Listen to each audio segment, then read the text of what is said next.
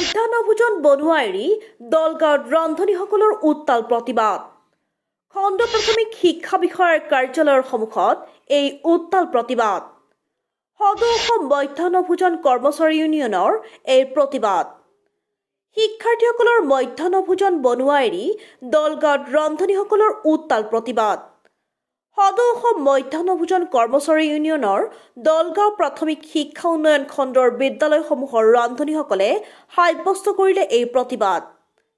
BJP চৰকাৰ হাই হাই, শিক্ষামন্ত্ৰী হাই হাই ধ্বনিৰে উত্তাল কৰি তোলে দলগাঁও প্ৰাথমিক শিক্ষা উন্নয়ন খণ্ডৰ কাৰ্যালয়।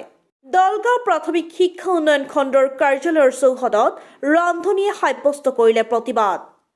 যোৱা 5 মাহ ধৰি পোৱা নাই মাননি। দলগাঁও খণ্ড প্ৰাথমিক শিক্ষা বিষয়াক দিলে বিভিন্ন দাবী সম্বলিত স্মাৰক পত্ৰ। এই পত্ৰৰ জৰিয়তে উত্থাপন কৰিলে বিভিন্ন দাবী। দাবীসমূহ হ'ল সমস্ত বকেয়া মাননি শীঘ্ৰেই আদায় দিয়ক, মাননি নিয়মীয়াকৈ আদায় দিয়ক, মাহৰ প্ৰথম সপ্তাহতেই মাননি আদায় দিয়ক, অৰুণোদয় আঁচনিৰ অন্তৰ্ভুক্ত কৰক আদি বিভিন্ন দাবী। অৰুণোদয় আঁচনিৰ হিতাধিকাৰী হিচাপে নহয়, সমপৰিমাণৰ ধন মাননিৰ লগত যুক্ত কৰি ৰন্ধন কৰ্মীক প্ৰদান কৰিবলৈ আহ্বান। 3 শতাধিক ৰন্ধন কৰ্মীয়ে অংশ লয় এই প্ৰতিবাদত।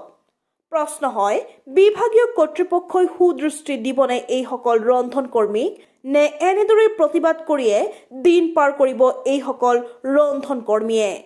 Bureau report, prime news.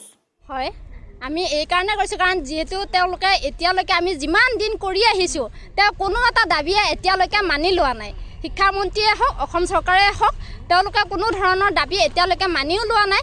আৰু তেখেতে যিটো কিছুদিন আগত শিক্ষামন্ত্ৰীয়ে নিয়মীয়াকৰণ নহয় বুলি তেওঁ ঘোষণা কৰিছে, এই কথাটো তেওঁ যাতে আৰু দ্বিতীয় দিন নকয়। আমাৰ যিহেতু সকলোখিনি ৰন্ধন কৰ্মীয়ে চাফাই কৰা, স্কুলৰ 9টা বজাতে গৈ আমি সকলো ধৰণৰ কাম কৰিব লাগে, চকীদাৰৰ কামো কৰিব লাগে।